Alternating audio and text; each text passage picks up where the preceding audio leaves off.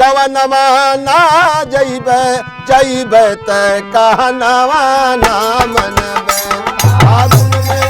गवनवा ना जइबे जइबे त फागुन में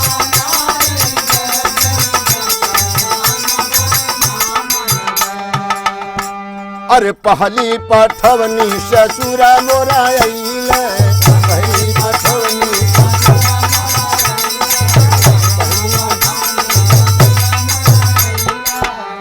ससुरा मोरा अइले हो बुढ़ाऊ अइले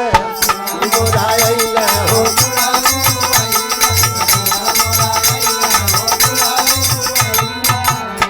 ओहू बुढ़ऊ के संगवा ना जइबे बुढ़ऊ के संगवा वही बुढ़ऊ के संगवा ना जाब हो जाबत कहनवा ना मनबे गवनवा ना जइबे जइबे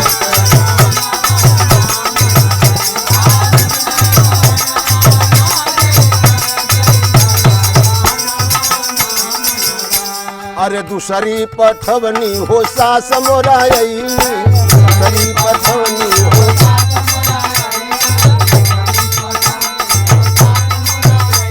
अरे सास मोरा अइले हो अम्मा जी अइली सास मोरा अइली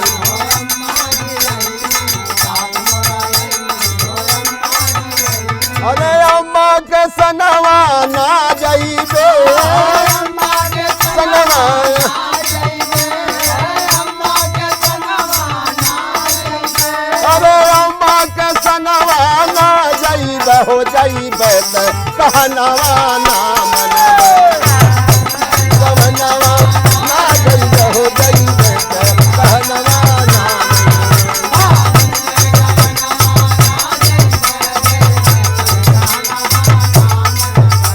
अरे तीसरी पठवनी देवर मोरा अइले तीसरी पठवनी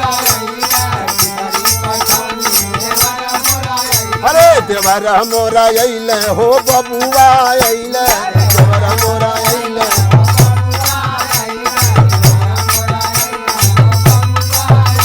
अरे बबुआ के संगवा ना जइबे बबुआ के संगवा ना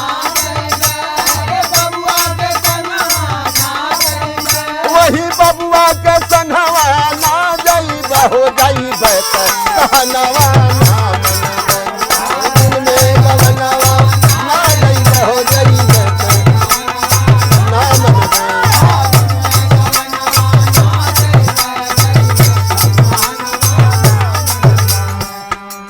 अरे चौथी पठवनी ननद मोरा अइली पठवनी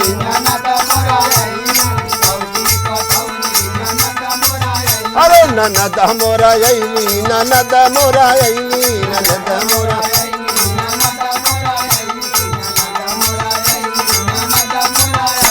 अरे ननदी के संगवा ना जइबे ननदी के संगवा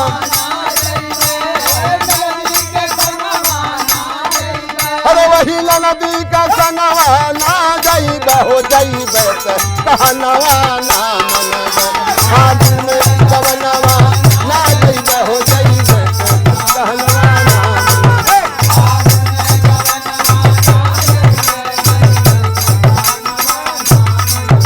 अरे पचमी पठवनी बालम मोरा अइले पचमी पठवनी बालम मोरा अरे बलम मोरा अइले मोरा दुल्हा अइले बलम मोरा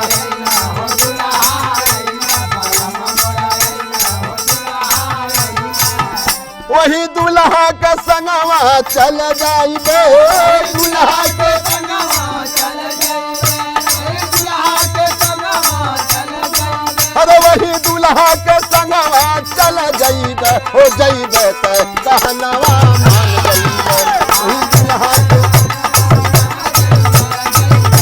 कहनवा ना मनबे गवनवा ना जइबे जइबे कहनवा ना मनबे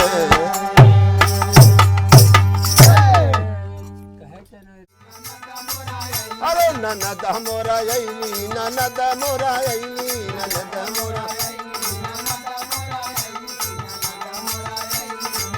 अरे ननदी के संगवा ना जइबे